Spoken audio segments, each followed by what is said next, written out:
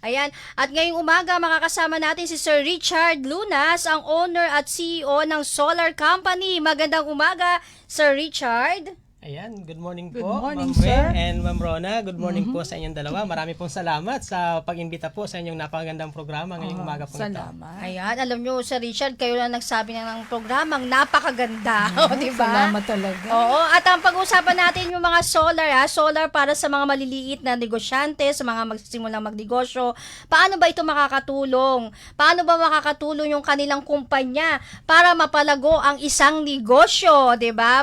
Sir Richard. Sir Richard, kamusta yung pagbiyahe ninyo papunta dito? Galing pa po kayo ng Cavite. Isa pong napansin namin, kakaunti talaga ang sasakyan sa kalsada. Talaga? So, tinitingnan namin baka epekto na to ng pagtaas ng mga ating mga diesel, gasoline. Kaya siguro napakaluwag po ng trapiko kanina. Kaya ang bilis namin nakarating dito. Ayun, ay Nagtitipid na sila, partner. Oo, baka yung iba naglalakad na lang. Kunyari, malapit lang yung kanilang pinapasukan. Oo. At saka syempre, linggo ngayon, yung iba walang pasok. Pero di ba, nakakapagtaka dahil nga Umonti. sinabi ni Sir Richard Umonti na ang tao sa kalsada. nagtataka sila bakit kukunti yung mga bumabiyahe. Di ba? Maluwag ang kalsada Oo, natin. baka mamaya yung mga kadalasang magbabiyahe na lang, yung mga may mga sariling sasakyan, yung mga private na Vehicle. Oo, di ba po, Sir Yeah. Richard? Kagabi po napansin ko talaga, halos lahat ng gasoline station ay puno po ng sasakyan na gustong magpa-full tank. Oh, totoo. Ay, Kahapon, gabi po yun. Oo. kahapon Oo. talaga. Kahapon. Akala mo traffic, yung pala nakapila sila doon sa sa Pagpapakarga. Pag-uphill, mas mababa Oo, pang- kasi meron pang 55, 56, may Yes, 54 pa eh. kahapon po, Oo. mababa pa. Kaya... Pero kanina umaga, talagang nakita ko, ang presyo ay 60 plus na. Naku. Ayun, Pataas na ng Dati pataas. mo na may Totoo nag-post yan, nga, may 95, 71. 97 eh, Matindi di ba? naman yung 95, Oo, wag naman ganun, Pinost ni ha? Ate Mary Ann yan. At eto bago mag-iit ang ating mga ulo, kailangan pag-usapan muna natin itong mga pangkabuhayan Oo, natin. tama yan, totoo Sir yan. Richard, maaari ba ninyong ipakilala ng maikli lang ang inyong kumpanya?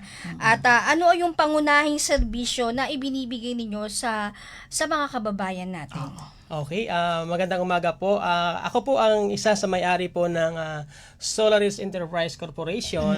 Ito pong company ito ay may serbisyo po sa solar energy, which is isa po sa ating pong pinanggagalingan source na magkaroon ng alternative na power supply sa ating pong mga kabahayan, maging po sa ating pong mga negosyo, mga commercial businesses po natin. So, malaki pong tulong ito, lalo na sa panahon ngayon. Tama po kayo dyan, Sir Richard. Talagang malaking tulong ito para sa mga kababayan natin na ngayon ay nagtitipid Oo. sa Yes. kuryente. Totoo At yan. syempre, nabanggit nyo nga nung nag-guest kayo dito sa isa naming programa, makakatulong ito sa mga kababayan natin na lalo na mataas ang Yes. presyo ng gasolina. Gasolina, Oo. oo. At isa ang solar sa pwede kasi ito ay sikat ng araw. Oo, Yes, walang diba? bayad. Walang konsumong babayaran Ang isa ka po dyan. sa source para magkaroon tayo, makapag-generate tayo ng power supply ay itong galing nga po sa mga diesel po natin. Ayun. Na siya nagpapatakbo sa mga energy plant Oo. para makapag-generate din ng power supply kung saan din distributor sa buong Pilipinas. Ayun. So dahil po doon sa kakulangan na posible at talagang nangyayari ng epekto ng giyera po sa gitnang silangan, Oo. talagang kakapusin tayo pagdating po sa supply ng krudo na kung saan lahat ay apektado, pati po ang ating pong energy na mahihirapan masustain yung pag-generate dahil sa maring kapusin nga. At kung masupplyan man, tataas po talaga ang presyo ng ating pong mga power supply provider. Alam mo, Ate Mona, di ba binanggit nga ng mga isa sa mga nanonood sa atin na di bali po na tumaas yung kuryente, may solar naman po na alternative. Yes. Buti nga Kasi yan. di ba, sabi nga nila magpapakabit na lang po kami ng solar Oo, dun malaking sa mga tulong. nanonood Totoo sa yan. atin. Pero eto po Sir Richard, sa inyong palagay, bakit lalong nagiging sikat ngayon yung paggamit ng solar energy sa ating bansa ngayon? Isa ito sa solar energy, isa ito sa energy na talagang sustainable. Pangalawa, libre po ang araw. Oo, Oo, totoo yan. tama. Lalo na ngayon, tag-init. Libre ang Oo. araw. Oo. So, napakaganda pong gamitin, hindi lamang po kahit mababa sabihin natin ang diesel, talagang napakagandang gamitin po ang solar energy. Maliban po ito sa nakakatulong sa ating environment, maging din po sa ating pong kabahayan, sa mga nagninegosyo, Correct. maging sa mga empleyado, dahil napakababa na po ngayon ang solar. Uy, Yes po. Parang Good gusto news. ko, At least parang may gusto good ko news yung tayo ngiti ngayon. ni Sir Richard. Yung sabi niya, Oo. napakababa nga. Ibig sabihin, kayang-kaya na. Kayang-kaya po. affordable Uy, natin. nakakatuwa. Ano Sa amin po, sa company namin, Apo. hindi lang sa kayang-kaya nila, hindi lang sa mababa, kami mismo ang tutulong. Yung iniisip nilang problema, kami ang magbibigay ng solusyon. Basta't gusto lang nila magpa-solar. Yun. Ano po ba? Kunyari kami po ni ate mo. Kunyari ako po. Ako na lang gusto ko po magpakabit ng solar kasi para yung paggamit namin ng aircon, hindi na masyadong araw-araw gumagamit. Pwede po ba yung kahit isang solar lang? Okay. Pwede po ba yun? magandang Pwede tanong po ba? yan. Hindi kasi baka mamaya, di ba? Di ko kayanin yung maraming kakabitan ng solar doon sa bubong. Paano po halimbawa gusto namin isang solar lang na gano'n? Pwede po ba yun, Sir Ano Richard? yung nasa sako po nung Meron kumbaga? kami, ma'am, meron kaming Meron ginawang isang system na 1 kilowatt, 2 kilowatt. Ito yung tinatawag namin panggarahe lang. Ayun. Panggarahe lang, ito ay minamounting lang namin doon, may battery siya. Kompleto rin siya. So kapag may brown out, pwede siyang gamitin. Uy, So, maganda.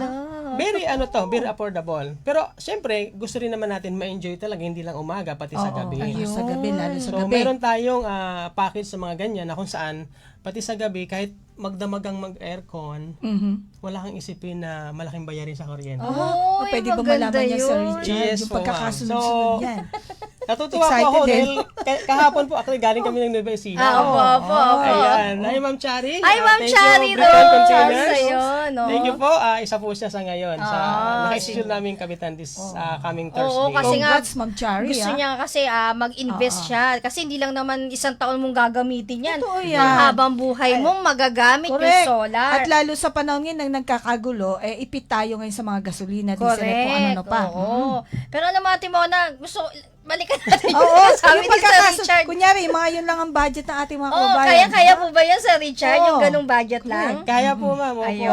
Ay, nako ha. Technically, meron po kami, siyempre kailangan namin i-visit yung bahay nila. Oo. Yung kagaya na pag-usapan nyo sa introduction na paano pag hindi okay ang bubong. Oo. Ayan. Meron pong solusyon doon. Lahat ng naisip nilang problema, paano pag hindi magandang bubong, may solusyon din po yan. Pwede po tayong mag-set up sa backyard niya. Kung mayroon siyang bakanting lote, pwede tayong mag-set up doon. Lalagyan lang natin ng framing, doon natin lagay ang panel. May solar pa rin sila. May power solar supply pa pa rin rin. sila. Paano yun. halimbawa Walang, kung condo lang siya? ganyan.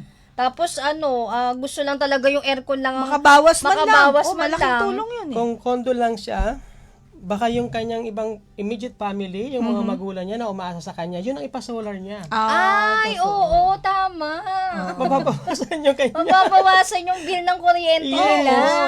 Oo nga, Kasi tama hindi po nga. yun, lahat may pwede. Ah. Na yung mama niya, di naman natin may iwasan sa family, di ba? Minsan tayo isa sa talagang kailangan natin support sa ating mga family.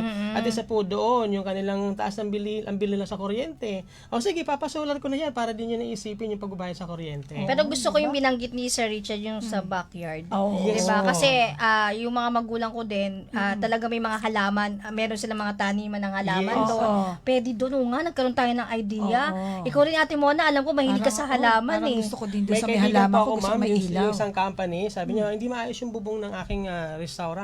Pwede ba ito sa garahe namin? Sabi ko, sir, pwede. Ayun, no, sa mga Yung garahe may niya, restaurant. siset upan namin, pwede yan kako, sir. Uy, doon sa mga may mga negosyo na nandoon lang sa bahay makabawas nila. man lang. Oo, tapos kailangan na kasi 'di ba ngayon kapag ka ang business mo ay frozen, 'di ba? Oo, Ang lakas mga niyan, frozen oo, station, malakas yung water no? station. Naku, kailangan yun ng solar. Ay. Nandito si Sir Laundry. Richard. O, laundry. Ayan. Tama Ayun. yan, di ba't na isa sa mga problema Yung ng mga... nagninegosyo ng ice and yung Opo. sa yellow. Ayan. Ay, wala na silang dahilan pa para sabihin na, naku, hindi kami makakapagnegosyo, mamahalin ng binabayaran namin sa kuryente.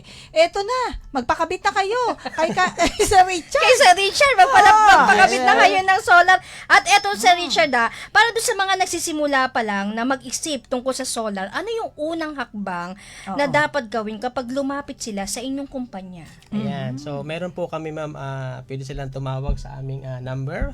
Makakausap nila, may sasagot sa kanila. So, initially po, yung pag-inquire nila, meron talagang mag-assist sa kanila. So with that, we will schedule, mapuntahan yung kanilang location, kagaya po ng ginawa namin kahapon, from Cavite to Nueva Ecija, kailangan namin puntahan. At wala pong bayad yun, yung pag-ocular, pag-estimate, wala po yung free lahat yun. Biro nyo, Ayun. libreng serbisyo Puntahan yun. namin yan. Pupuntahan Servisyo po yun. Oo, Yes no? po. Mga pang-serbisyong pangkabuhayan talaga to. Idadahilan pa, ha? Lahat yun, May ay tipid i-detail kayo. namin, ito yung design, ito yung para sa'yo. Makita lang namin yung bill ng kanilang Meralco. Okay. Ito ang kailangan mo dyan. Ayun. Meron pa kayong Kung ano yung bill nila, palibreng- yan, makikita namin, ito yung design para sa bahay mo. Ayun. Kung yun naman ay commercial, ito yung design para sa iyo. Oh, pala. Ayun oh. naman, ganda. May advice. Oo, Sila may may advice. sinasabi. Kumbaga, hindi lang basta-basta kakabitan kayo ng Oo. solar, kailangan makita rin yung kung ano yung mga ginagamit ninyo. Yes. Kung saan po pwedeng ilagay yung Correct. solar. Hindi yung, Definitely oo, po. alam mo, Ate Mona, napakaganda po nito mga nakikinig sa amin, itong mga nakikinig sa amin at mga nanonood na kapag may budget naman kayo, mag-invest po kayo ng solar. Correct. Lalo na Oo. kapag halimbawa ang negosyo nyo ay medyo malaki na, maunlad na, at medyo nagtitipid kayo sa kuryente, Oo. kontakin ninyo si Sir Richard. Oo. Diba? At Yes po. bibigyan kayo ng sakto at tamang ng solar nila, yung solar na solar panel. Ayan. At syempre, Sir Richard, no, bago tayo mag-break, mamaya pag-uusapan naman natin, paano pagka, halimbawa, matindi yung bagyo? Ayan. Diba? Paano Paano? yan? Oo, paano ang Gandang gagawin tanong ng solar nito? Kasi syempre, di ba, kailangan niya ng init. Paano kung Oo. walang init? O, biglang kumulimlim. Isang linggong walang init, puro ulan, Oo, bagyo. paano po yun? Yung gagawin paano ang solusyon dyan? Anong gagawin natin dyan kapag halimbawa walang sikat ng araw? Oo, mailap Diba? si araw. Oo, 'di ba? Kailangan ba meron bang meron bang solusyon para diyan? Ayan, marami pa po tayong pag-uusapan ha dahil marami pa po tayong itatanong kay Sir Richard. Doon sa mga kababayan namin, mag-like lang kayo at mag-share, napakadami pong nating matututunan dito sa ninegosyo about sa solar panel. Diyan lang po kayo, magbabalik po ang Serbisyong Pangkabuhayan. Yes. About yun, ma'am. EBC, Eagle Broadcasting Corporation. Ito ang Radyo Agit.